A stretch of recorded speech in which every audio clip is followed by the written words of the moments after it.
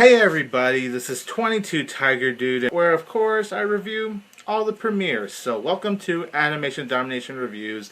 So let's go ahead and start off with the Bob's Burgers episode, I Get Psychic Out of You. So this episode is about when Linda thinks that she has psychic powers, where everyone except for Bob is actually convinced that she is a psychic, which she really isn't, and she is just cheating. It leads to her helping this detective find a criminal. Meanwhile, Louise and the kids ask Teddy to help them win a bet in a horse track race. I had a fun time with this Bob's Burgers episode. Yes, my major flaw with this episode is by far Linda thinking she is a psychic. Oh my gosh, she is so annoying. She is all like, okay, I'm a psychic. And then stupid Teddy thought she's a psychic, and the kids too.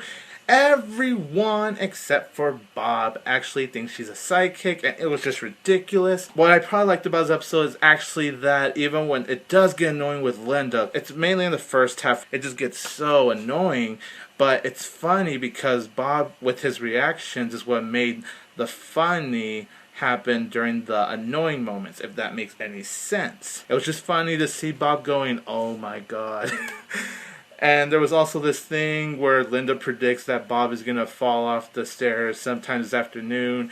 And you can see this little scene where Bob is actually afraid to go down the stairs and go back up the stairs. It was pure hilarious. It's one of the funniest moments of this episode. I just had a really good time watching this episode despite it getting really annoying in the first half. Then there's also a subplot with Teddy, Louise, and the kids. They're at this horse track race thanks to Linda's psychic powers because they think they're going to actually win, and they are hoping to win the horse track race. The storyline is actually very well written. It is a clever episode, to be honest, and I truly admire this Bob's Burgers episode for just being so clever and just very well handled, very well constructed, and overall I felt confidence from the writers. Like I said, my problems with the episode is that Linda does get extremely annoying as hell in the first act, and the last couple of minutes, it does get a little rushed. Overall, I had a blast with this Bob's Burgers episode. It's solid and enjoyable at best. I'm going to give it a 7 out of 10.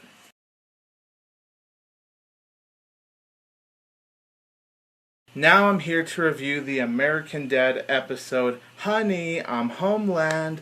So, this episode is about when Haley sets up Stan after she and Stan have their different point of views. Stan is captured by a group of terrorists, but then he is returned home being different. And by being different, I mean being on Haley's side and just really agreeing on all the things Haley feels, on whatever opinion she has really about the world and what's going on in the world. But things go wrong when Stan is involved with the group of terrorists to resculpt Mount Rushmore into figures of leftists. So, I gotta say, this American Dad episode was actually really interesting.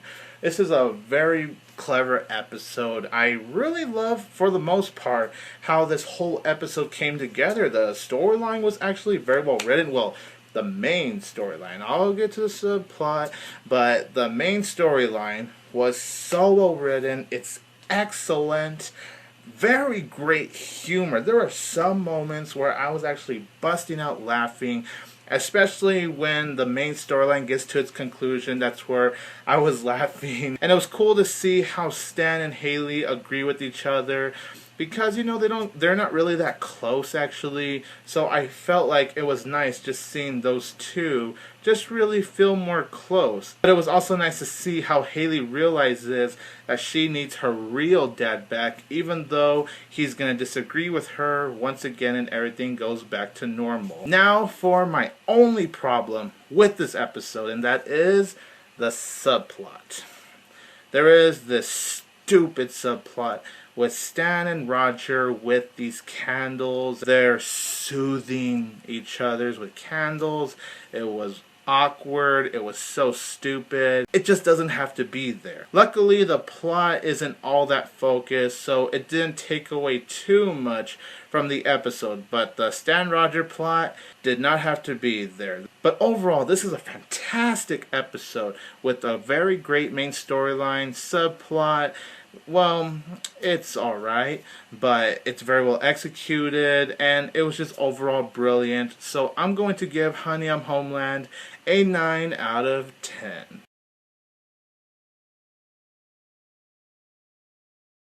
Now I'm here to review the Simpsons episode, Lucas, with the S having a $sign. Wait, what? I'm rich? Oh, hell yeah! Take that, bitches! No, Homer, you are not rich. What?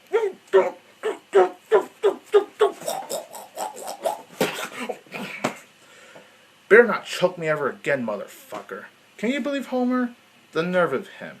The nerve of that piece of shit. Anyways, the plot for this episode is about when Lisa meets a boy named Lucas. He is a competitive eater in training, and when Marge meets Lucas, she worries that Lisa is going to marry him because he has a similar personality as Homer, where all they do is eat because Lucas loves to eat, Homer loves to eat, making it seem like that Marge is ashamed of marrying Homer, and it hurts Homer's feelings. Meanwhile, Bart helps Snake break out of prison, so in return, Snake is giving Bart all these gifts, but it makes Milhouse jealous. It was a very well constructed episode with two very great storylines. One storyline I thought was excellent. The other storyline I thought was very superb. We have Zach Galifianakis,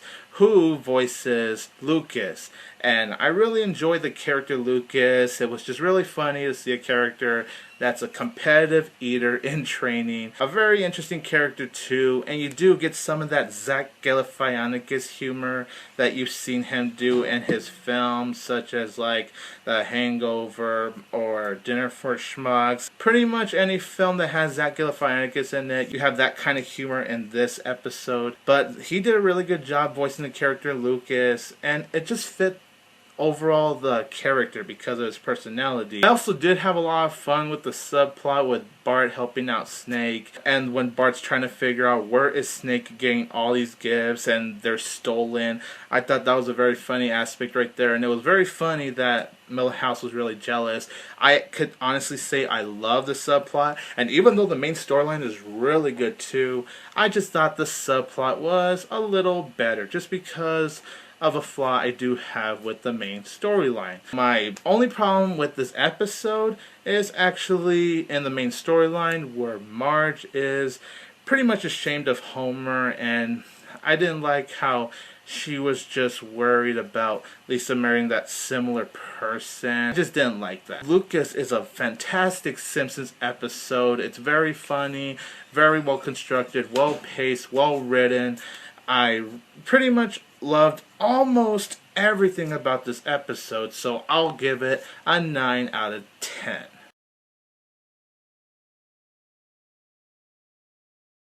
Now I'm here to review the Family Guy episode, Herpy the Love Sword. So this episode is about when Brian gives Stewie the herpes, aka the STD, which makes Stewie very angry, and he tries to get back at Brian for giving him herpes since Brian actually knew about him having herpes. Meanwhile, Peter and the guys are fighting to get their booth back when a group of these men are sitting in the booth they sit in all the time. The men, they are strong, they are big, they refuse to get off of their booth. So because of the fact that Homer and the guys don't have their booth and they're afraid to confront those men, they lost respect.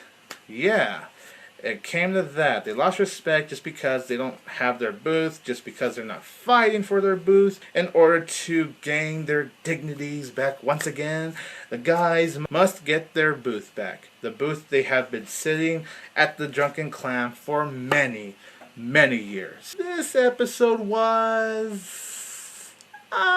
it's alright. It's not terrible. It's definitely not a terrible episode. I will just say that. It's just definitely not one of the best of the season. It's ridiculous how they lost respect from everyone, including their own wives. Lois lost respect for Peter. Bonnie lost respect for Joe. Look, I still enjoyed it. I thought it was funny. And I actually did enjoy Peter giving the men reasons why they would sit in that exact same booth for all of those years. Peter actually explained why they always sat in the booth. That's where he and the guys always sat to talk about lives, their problems. Peter said that's where all of the memorable family moments have happened, such as his own kids getting born in that booth. So the fact that they actually gave us a reason for the guys only sitting in that booth, it was just impressive to me, and I truly do respect the episode for that. And it was actually coming to a nice conclusion. Everything was funny, it was satisfying, but then a twist just slaps you across the face. The twist is the men are from the military. And because Peter and the guys didn't know that, it makes them look like dicks. Just all like, of all the twists, you really had to go with that. You really had to go that far. It's like, that was not funny to me. And to me, how that plot concluded, it was a huge slap in the face. And now to move on to the Brian Stewie part. So, one of the flaws I have with that one is how Brian gave Stewie the herpes. I just didn't like Brian for doing that because he knew he had the herpes, yet he didn't bother to tell Stewie. So even this plot was okay. I would say I enjoyed the booth part more. The ending to this episode was just absolutely disgusting, and I really didn't like that. Oh, and also, for the first 5 minutes of the episode, Peter uses a whip on everyone.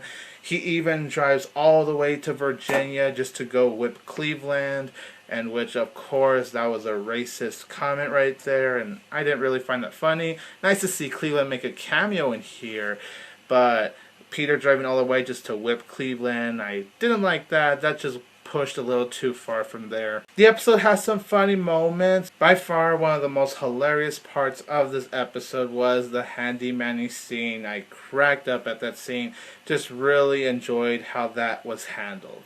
And it was very unexpected too. One plot is decent and the other plot is okay. So overall, it does make for an alright episode. But the episode as a whole just could have been a whole lot better. So I'm going to give this Family Guy episode a 6.5 out of 10.